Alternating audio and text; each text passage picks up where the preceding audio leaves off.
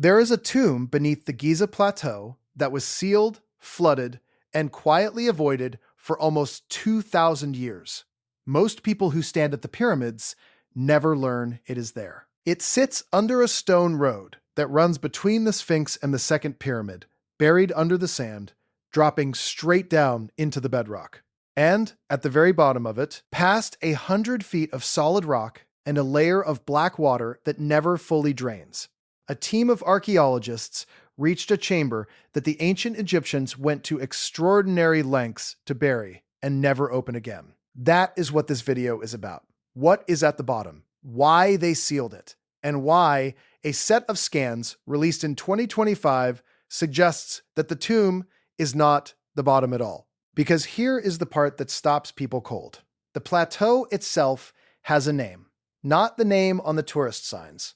The original name, written by the Egyptians more than 4,000 years ago. They called Giza the House of Osiris, Lord of the Passages, not a god of pyramids, a god of the underground.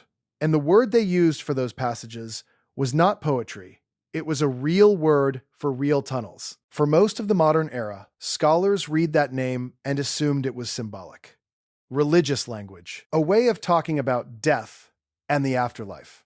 Then they started digging, and the symbolic language turned out to describe something physical, a shaft.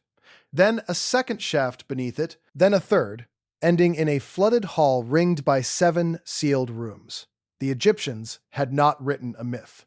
They had written an address. If you find buried history as unsettling as I do, subscribe and turn on the bell, because what comes next only makes sense if you see the whole sequence. Let me give you the object first, because everything depends on it being real and not a legend.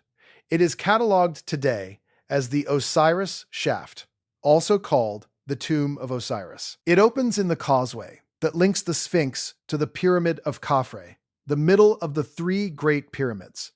Its existence had been whispered about for centuries. The Greek historian Herodotus described underground chambers at Giza, surrounded by water more than 2,000 years ago.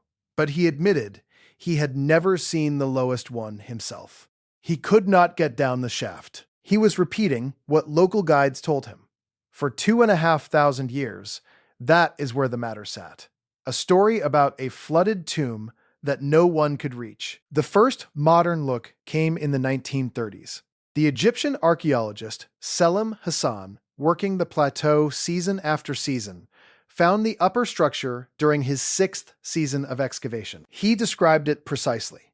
A platform built on the surface of the causeway, a shaft sunk through the roof and floor of the passage below, dropping about 9 meters to a rectangular chamber. In the floor of that chamber, another shaft descending roughly another 14 meters. And at the bottom of that, a spacious hall surrounded by 7 burial chambers, each one holding a sarcophagus. Hassan had the resources of his era, which is to say almost none for a job like this. The water defeated him. The lowest level stayed flooded and undocumented, and the shaft was left alone for another 60 years. It was not fully excavated until 1999. By then, the water table under the plateau had dropped just enough. The work was led by Zahi Hawass, who would later become Egypt's most famous and most powerful antiquities official. And it was brutal. To reach the bottom chamber, his team had to run pumps continuously, day and night, fighting groundwater the entire time. The shaft descends in stages to nearly 100 feet below the plateau. 3 levels. The second level opened into a hall surrounded by chambers, each holding a heavy stone sarcophagus, and the side rooms gave up pottery, beads, and small servant figurines the Egyptians buried to work for the dead. The deepest level was held in crystal clear water that gave the place its modern nickname. And on that lowest level, sitting in the flooded hall, was a large granite sarcophagus. Here is the detail that changed how researchers read the whole site. The sarcophagus was not simply sitting on the floor. The chamber was built so that the burial sat on a raised section surrounded by a channel of water. An island in a moat carved 100 feet underground. When Hawass moved the lid, he found the layout of the chamber matched a specific Egyptian hieroglyph, the sign for house. And the full ancient name of the plateau, the one I mentioned at the start, translates as the House of Osiris, Lord of Rostau. Rostau, the word for the passages. The tunnels. The chamber was not decorated like a normal tomb. It looked instead like a deliberate physical model of a religious idea, a symbolic tomb for the god of the underworld, placed at the bottom of the deepest shaft on the plateau, on an island, in water, in the dark. And that is where the mainstream account stops. A late period cenotaph, a symbolic burial. Impressive engineering, but nothing that rewrites anything. Except the ancient texts that describe this realm contain 3 specific descriptions, and each one sounds like mythology until you look at it the way you would look at a survey report. Here is where it gets strange. The first description is the name itself, Rostau. Egyptologists translate it as the mouth of the passages or the place of dragging, the entrance to the network of corridors that led to the realm of Osiris and an older god named Sokar. The mainstream reading is that this is afterlife geography, a spiritual map of where the soul travels after death. And that reading is reasonable until you notice that the Egyptians did not describe Rostau as floating in some heaven.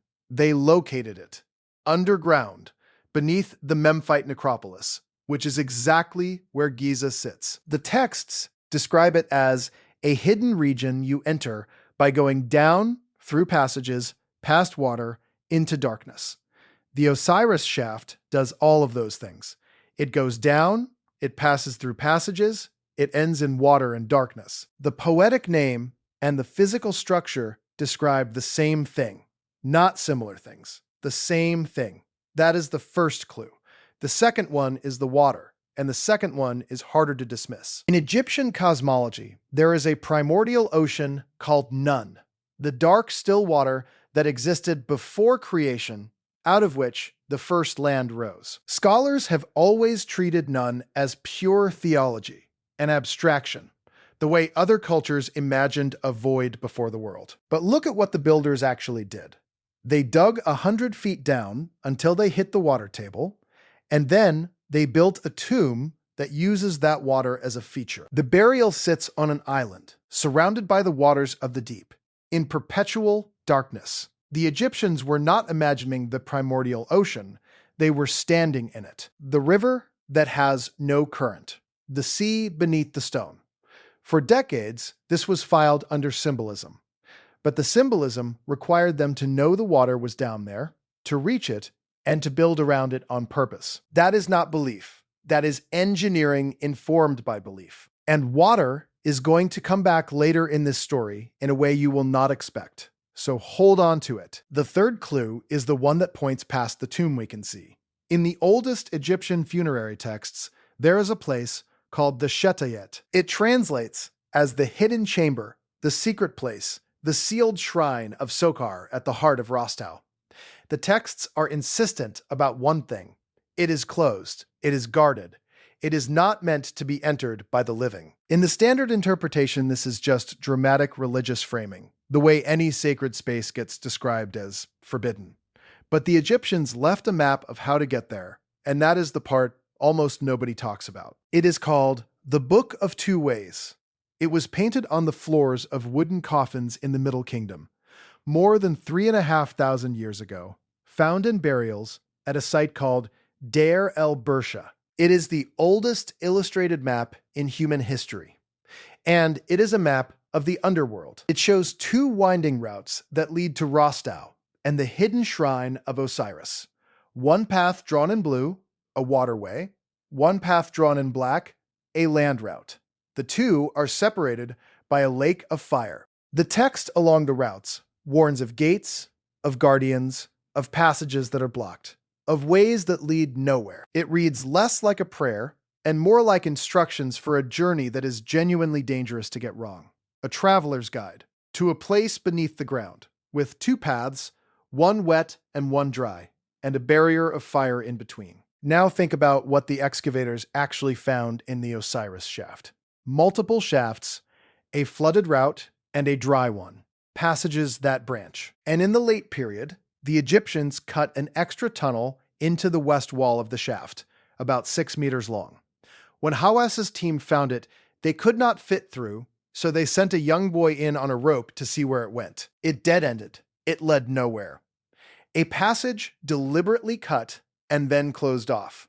Exactly the kind of feature the Book of Two Ways warns about. A way that does not lead through. The ancient map describes a network of passages with dead ends and barriers. The real shaft contains a network of passages with dead ends and barriers. They were not guessing, they were recording. So we have an ancient name that turned out to be an address. A primordial ocean that turned out to be real groundwater. And a sealed hidden chamber described in a 4,000-year-old map that matches a real flooded shaft full of branching, dead-ended tunnels. 3 descriptions that all read as myth and all turn out to describe the same physical place. The obvious next question is the one the Egyptians clearly did not want asked. If the tomb at the bottom of the shaft is the entrance to the passages, then where did the passages go? And that is where modern technology walks straight into the legend. Here is the first piece of modern confirmation, and it is not fringe. It is published in Nature. In 2017, an international research team called Scan Pyramids announced that they had found a massive empty space hidden inside the Great Pyramid, the largest of the 3, using a technique called muon tomography. Muons are particles created when cosmic rays hit the upper atmosphere. They rain down through everything, including solid stone, and they get absorbed at different rates depending on how much rock is in the way. Put sensitive detectors inside a structure, count the muons, and you can map the empty spaces you cannot see. It is a particle X-ray of a mountain of stone. What they found was a void above the Grand Gallery with a cross-section similar to the Grand Gallery itself, and a minimum length of 30 meters. Later analysis pushed that estimate closer to 40. To rule out an error, the team confirmed it 3 separate times with 3 different detector technologies, run by 3 different institutions. It is real, it is enormous, and as of today, no human being has ever been inside it. We do not know what it is for. We do not know if it connects to anything. We have a confirmed, gigantic, sealed space inside the most studied building on Earth, and we cannot get to it without cutting into the pyramid. The same project found a second anomaly behind the north face, a corridor-shaped void, about 9 meters long, hidden behind a feature called the chevron, confirmed in a follow-up paper in 2023. 2 unmapped voids in one pyramid, found in the span of a few years, using technology that did not exist a generation ago. The lesson is simple, and it is unsettling. Giza is not fully mapped. The monuments we thought we understood completely are still hiding spaces large enough to walk through. And it is not only the pyramids. Beneath the Sphinx, a seismic survey carried out in 1991 by the geophysicist Thomas Dobecki detected what looked like a rectangular cavity under the front paws. Regular, right-angled. Not the shape water makes when it dissolves limestone. The reading was never fully resolved because permission to drill and confirm it was never granted. There is a recurring pattern at Giza, and you will see it again before this video is over. The scan finds something, the follow-up does not happen. And the Sphinx hides a second problem that the textbooks would rather you skip. Look at the walls of the trench the Sphinx sits in, the rock enclosure carved around its body, and you see deep vertical channels worn into the limestone. The geologist Robert Schoch examined that weathering and argued it was not made by wind and sand. It was made by water, by heavy, sustained rainfall running down those walls over a very long time. The trouble is that the climate capable of carving rock like that was not present in the era when the Sphinx is supposed to have been built. It belongs to a much wetter, much older period. If Schoch is even partly right, then something at Giza is older than the civilization we credit with building it. Mainstream Egyptology rejects the conclusion. but no one has fully explained the water on those walls. There it is again. Water, written into the stone, refusing to fit the timeline. There is also the cave system.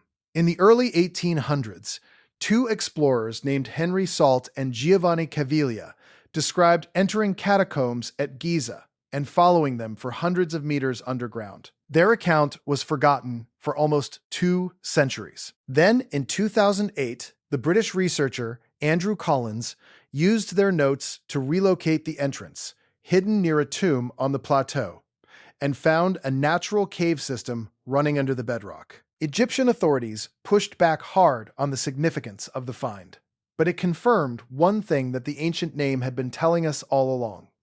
There are passages under Giza, natural ones. The plateau really is, on some level, hollow, which brings us to 2025 and the claim that set the entire field on fire. In March of 2025, a team of Italian and British researchers, led by Corrado Malanga of the University of Pisa and Filippo Biondi of the University of Strathclyde, working with the explorer Armando May and a spokesperson named Nicole Ciccolo, announced results from something they called the Khafre Research Project. They had been pointing satellite radar at the second pyramid, the same pyramid whose causeway hides the Osiris Shaft. The technique was synthetic aperture radar, combined with a Doppler analysis they claimed could read vibrations deep underground using data from the Cosmos SkyMed and Capella satellite systems. What they said they found does not sound like archaeology.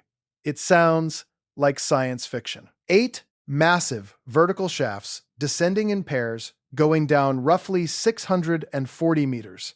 That is around 2,000 feet below the pyramid. At the bottom, they claimed, the shafts connect to 2 colossal cube-shaped chambers, each on the order of 260 feet across. And the shafts, they said, do not stop there. They pass through the cubes and keep going down into structures further below that the scans could not resolve.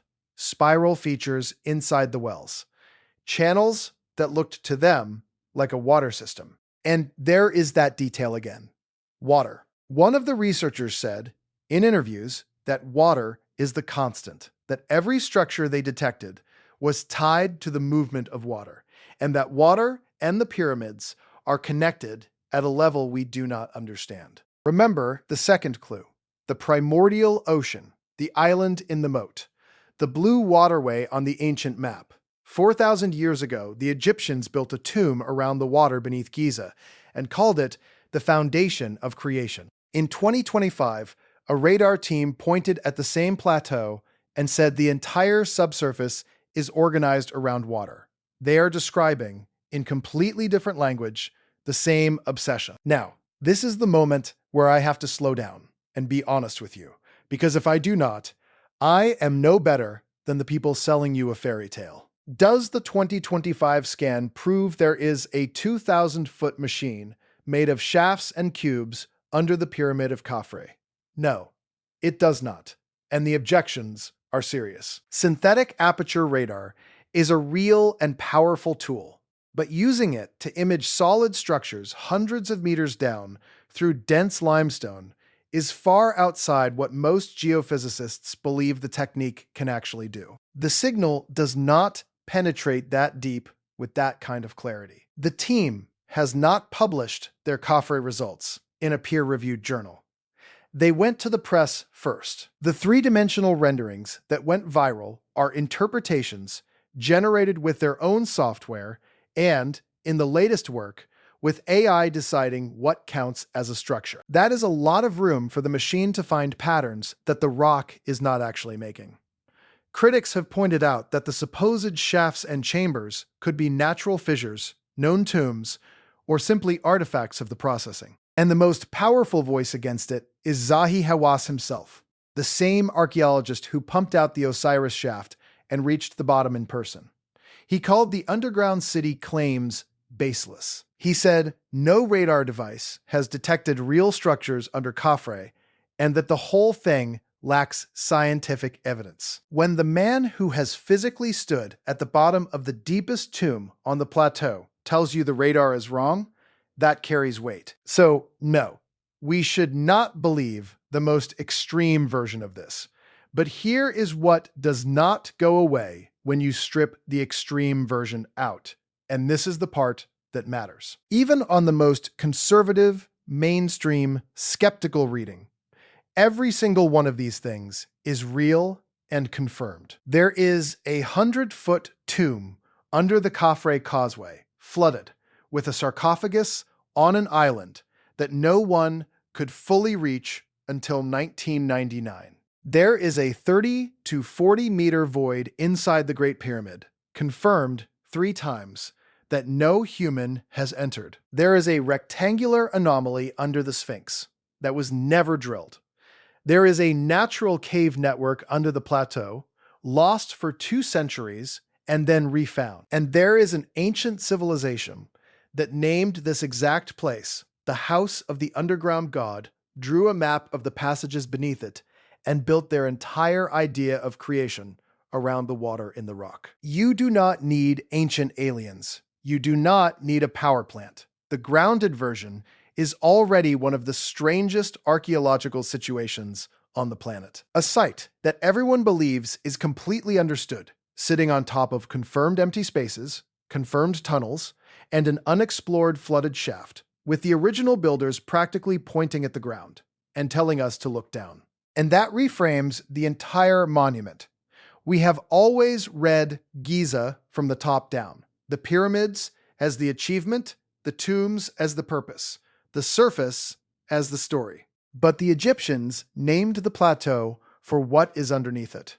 They called it the place of passages. They built the most famous structures in human history on top of a realm they described, in text after text, as hidden, sealed, and dangerous to enter. What if the monuments above ground are not the destination? What if they are the markers? What if the pyramids are, in the most literal sense the ancients could express, the entrance hall to something below? If even a fraction of that is true, then the chapter of our history that begins with how civilization actually started is missing its first page. Because the conventional story says people slowly figured out agriculture, then towns, then writing, then kings, then, eventually, the engineering to raise a pyramid. But the Osiris Shaft, the Book of Two Ways, the named passages, the obsession with the water beneath the stone, all of it suggests a people who believed the important thing was already down there before they built anything, and that the structures on the surface existed to mark it, protect it, and remember the way back to it. We assume the builders were pointing at the sky, the alignments, the stars, the sun. But every name they gave this place, and every text they wrote about it, points the other way. Down, into the water, into the dark, into the passages they sealed and warned us about, and mapped anyway, as if some part of them wanted us to find the way in long after they were gone. And there is one more thread that runs underneath all of this, older than the satellites and the muon detectors. The idea that Giza hides a sealed archive, a chamber of records. In the first half of the 20th century, the American Edgar Cayce described in detail a hidden hall beneath the Giza Plateau, near the Sphinx, containing the records of a lost civilization. And he said it would be found before the end of the century. The organization built around his readings spent decades looking. The century ended. Nothing was officially announced. But the legend matters here for one reason. Long before anyone had radar, the story attached to this exact plateau was not about tombs and pharaohs. It was about a sealed room full of knowledge placed underground on purpose, waiting to be opened at the right time. The same plateau the Egyptians named the House of the Passages. The same plateau where the scans keep finding rooms no one will enter. There is also a colder, more modern detail that the conspiracy crowd seized on immediately. Several of the satellite firms whose imaging capabilities sit behind this kind of deep radar work hold contracts with national intelligence agencies. The same class of technology that a research team points at a pyramid is, in other hands, pointed at the things governments most want to see and least want photographed. Whether that means anything for Giza specifically is unknown. but it sharpens the central frustration. The tools capable of mapping what is under the plateau exist. They are simply not pointed at the ground in public by anyone with permission to then go and dig. So here is the question that nobody in any of these camps can answer. The mainstream and the fringe agree on one single fact, even as they fight about everything else. There are spaces under Giza that we have detected and have never entered. The flooded levels of the shaft that still fill with water faster than the pumps can clear them, the void above the Grand Gallery, the cavity under the Sphinx. Whatever the radar is pinging 2,000 feet down, real structure or natural fissure. Every one of them is sealed by water, by stone, or by a government that has not granted the permit. The 2025 team said it themselves. The only way to know the truth is to physically go inside, and no one is being allowed to go inside. The pattern holds to the very end. The scan finds the space, the dig never comes. So the tomb beneath Giza is still there. The water still rises in the lowest chamber, swallowing the island and the sarcophagus the way it has for thousands of years, no matter how many times it is pumped dry. The void in the Great Pyramid is still empty, still dark, still waiting for someone to make the first cut. And somewhere under the second pyramid, beneath the causeway, beneath the flooded shaft, the Egyptians called the House of the Lord of the Passages. The radar keeps returning a signal, and the permits keep returning to review. And the question keeps going unanswered. It was named, it was mapped, and then it was sealed. If this is the kind of buried history that keeps you up at night, watch the next investigation on screen right now. Because the story of what the ancient Egyptians knew about the world beneath their feet does not end at Giza, and the next one might be the piece that ties all of it together.